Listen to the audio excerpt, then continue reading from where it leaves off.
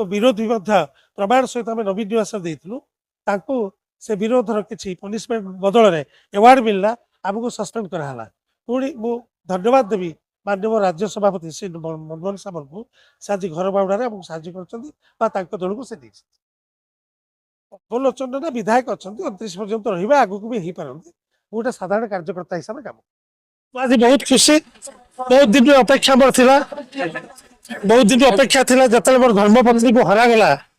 किसी बिजु जनता दल कुचक्री नेता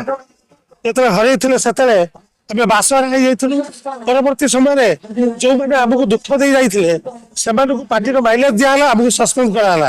आज आम राज्य सभापति श्रीजुक्त मनमोहन सामल को धन्यवाद जनाऊँ से आमको ग्रहण कर पुणी थे बासभवन रखिले अनेक निर्वाचन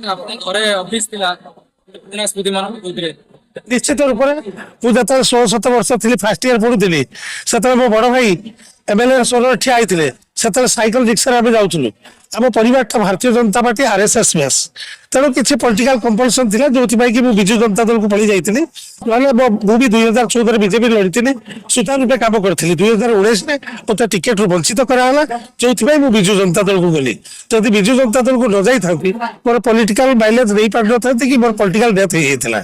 नहीं सेमती किसी ना बर्तमान भारतीय जनता पार्टी में कम करी गोटे साधारण कार्यकर्ता हिसाब से यशस्वी प्रधानमंत्री श्री नरेंद्र मोदी एवं माननीय राज्यसभा सांसद एवं राज्य सभापति से जहाँ मत कम देवे सुचारू करेंगे।